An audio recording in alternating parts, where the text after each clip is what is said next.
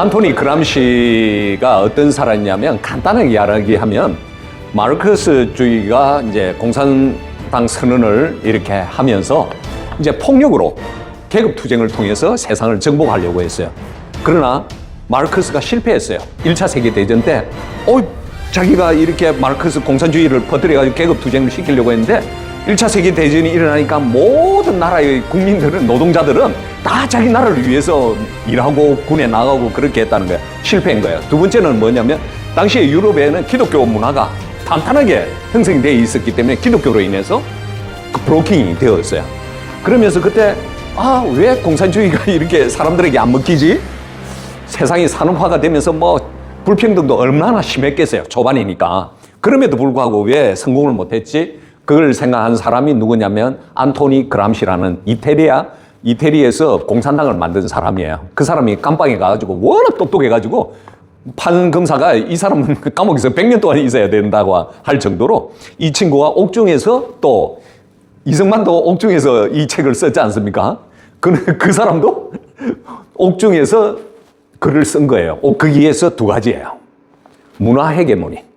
문화 헤게모니가 뭐냐면 이제 노동자의 계급 투쟁을 통해서 폭력 투쟁에 대해서 실패를 했으니까 그러면 어떻게 해야 되는가? 지식인들의 머릿속에 쇠뇌를 시켜가지고 그것을 자꾸 변화시켜야 된다는 거예요. 그렇게 해서 일반 사람들에게도, 노동자들에게도 전달이 되면 이제 세상이 변화된다는 거예요. 그게 중요하고요. 그러면 어떤 매체를 통해서 예술, 문화, 교육, 언론, 방송 이런 걸 통해서예요. 그게 대한민국에서 성공한 거예요, 지금. 그 다음에 두 번째는 뭐냐면 진지전이에요. 진지전이 뭐죠? 그러니까 판사, 변호사, 검사 이 사람들도 장학금을 탔다고 하지 않습니까? 네? 그런 이야기 처음 들어보죠? 그러니까 그동안 우리가 굉장히 사회에 돌아가는 상황에 대해서 몰랐던 거예요. 저도 몰랐어요. 7년 전부터 제가 서울에서 학교 마치고 택시를 타고 서울역으로 가는데 택시 기사가 우연히 이런 말을 해요. 어제 이상한 손님이 탔어요.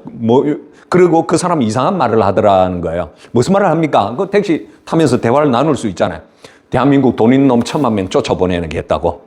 대한민국 싫어하는 놈들도 1000만 명 쫓아보내고 2-3천만 명을 데리고 배급제를 주겠다고 해요. 처음에는 그 농담으로 생각하고 제가 이제 부산으로 내려왔어요. 그런데 계속 그 말에 대해서 부담을 줘요. 그때부터 제가 서치를 시작했어요. 그러면서 놀랬던 것이 뭐냐면 안토니 그람시가 전 세계에 이런 문화 헤게모니를 통해서 진지전을 쳐가지고요. 세상이 완전히 적그리스도화가 되었어요. 그 정신이 어디서 출발했냐면 프랑스 혁명에서부터 출발한 거예요. 프랑스 혁명이 어떤 거죠?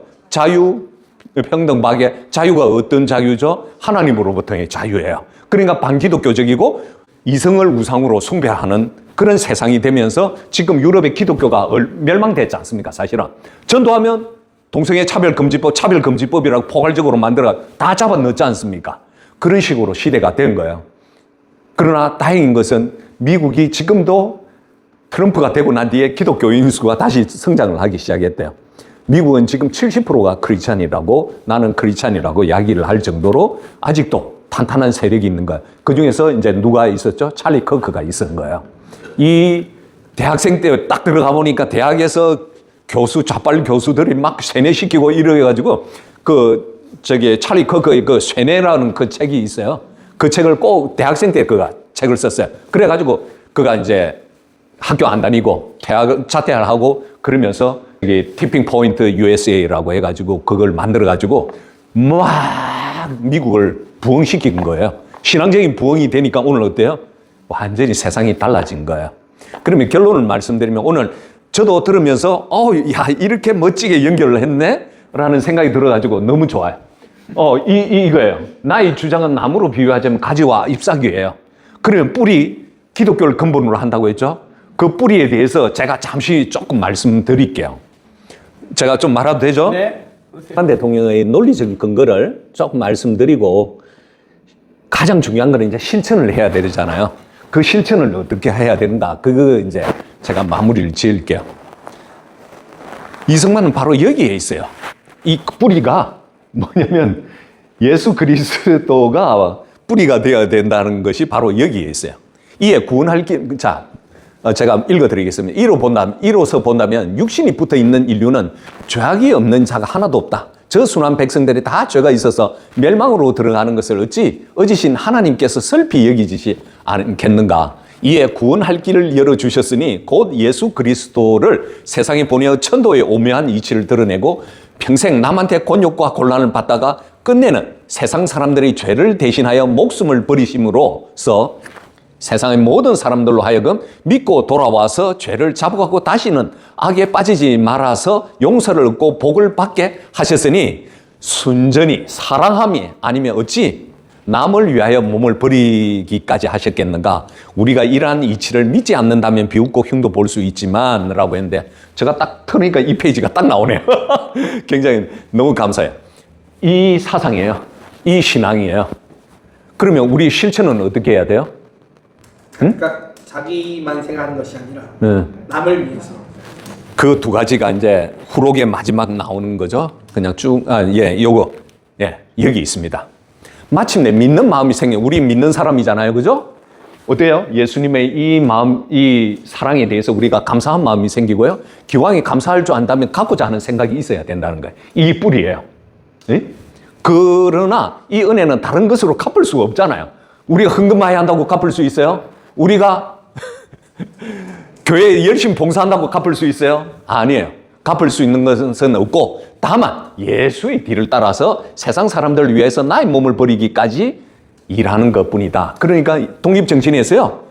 나를 잊어버리고 남을 위해서 앞서고 남을 위해서 나서고 남을 위해서 목숨을 버리고 이승만 대통령은 그 총론에서부터 계속 이 말이 나와요. 결론이 이거예요. 무슨 말인지 아시겠죠? 천하에 의롭고 사랑하고 오진 것이 이보다 더한 것이 어디 있겠는가? 이는 하나님의 감사한 은혜를 깨달아 착한 일을 스스로 하지 않을 수 없게 되는 것이다 라고 하는 겁니다. 예수님의 사랑에 감동하면 우리는 착한 일을 하지 않을 수가 없는데 그러나 지금 심각한 상황이 뭐냐면 앞서 말한 것처럼 교회에도 안토니 그람시의 그 헤게모니와 진지론이 들어오면서 자경화되고 자유신학이 뿌리 박히면서 그들은 교회 다닌다고 이야기하지만 이러한 올바른 정신이 이제 아니에요. 이념이 성경 위에 있다는 거. 그걸 우리가 이제 지금 알고 용감하게 나가서 설득하고 바뀌게 해야 돼요. 그것이 누구였죠? 그 사람이 바로 찰리 커크였던 거예요. 자, 그러면 우리가 마지막으로 이제 이걸 하면 되겠다. 자, 오늘 우리 강사님이 멋지게 정리해 준 것이 바로 이 내용이거든요. 이 두 페이지만 우리가 한번 다 같이, 이거는 잘 보이죠, 그죠? 자, 크게 한번 읽어보십시다. 지금 우리나라가 쓰러진 데서 일어나려고 하고 썩은 데서 싹이 나고자 한다면 기독교를 근본으로 삼아야 한다. 세계와 상통하여도 참 이익을 얻지 못할 것이고 신학문을 힘쓰더라도 그 효력을 얻지 못할 것이고 외교에 힘쓰더라도 다른 나라들과 더불어 깊은 정의를 맺지 못할 것이다. 국권을 중하게 여기더라도 남들과 참으로 동등한 지위에 이르지 못할 것이고 의리를 숭상하더라도 사회 기쁨이 한결같을 수가 없을 것이고 자유 권리를 중의하려고 해도 평등한 자유 권리의 방안을 알지 못할 것이다. 자, 여기가 이제 실천편입니다. 앞서 그것은 가지죠. 그러면 지금 이제 뿌리가 여기 있습니다. 뿌리는 실천을 해야 그 효과가 나타나고 여기에서 이제 뿌리이면서 열매가 나오는 거예요. 이 부분 이제 우리 마음속에 꼭 기억해야 돼요. 실천편이에요. 우리는 마땅히 기독교를 모든 일의 근원으로 삼아 각각 나의 몸을 잊어버리고 남을 위하여 일하는 자가 되어야 나라를 한 마음으로 빠뜨려 영국, 미국 등 각국과 동등하게 될 수 있을 것이다. 이후에 천국에서 다 같이 만납시다 라고 이야기해요. 여기 두 가지입니다.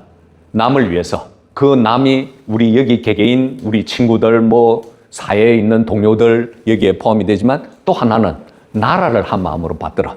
이 두 가지가 병행이 돼야 돼요. 그러니까 이승만은 신앙인이었지만 굉장히 큰 그림을 보았다는 걸 꼭 아셔야 돼요. 자, 그래서 여기 이게 나오는 거예요. 이것은 1903년도에 독립정신 쓰기 1년 전에 쓴 글이에요. 신학월보에서 두 가지의 편백됨이라고 했어요. 두 가지 편백됨이라는 것은 그러면 한 가지 편백된 것은 뭐냐면 교회만 다니면 세상이 바뀌고 정치가 바뀌겠지 이렇게 들어갔는데 아니에요. 많은 사람들이 막 기도하고 개인 구원하고 전도하고 그런 교육만 하니까 이 사람 실망하고 떠나가든지 이제 그렇게 되는 사람, 이런 사람은 한쪽으로 너무 치우쳤다는 거예요. 그러면 또 하나는 뭐죠? 우리 개인 구원만 생각하고 나만 잘 살면 돼. 이기적인 신앙이라는 거예요. 그것도 하나의 치우친 거예요. 그러면 우리가 독립요지를 쫙 다 지금 설명을 너무 잘해 주셨으니까 이제 뭐죠? 두 가지 편벽된 것을 우리가 다 버리고 어떻게 해야 돼요?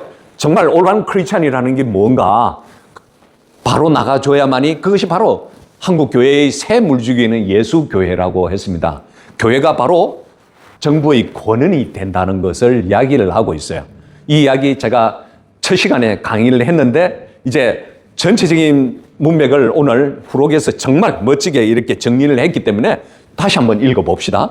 대한 사람의 새 물줄기는 예수교회라. 정치는 항상 교회 본회로서 단련하는 거로 교회에서 감화한 사람이 많이 생길수록 정치의 근본이 스스로 바로잡히나니 이것을 생각지 않고 정치만 고치고자 하면 정치를 바로잡을 만한 사람도 없으려니와 설령 우연히 바로잡는다 하더라도 썩은 백성 위에 맑은 정부가 어찌 일을 할 수 있으려.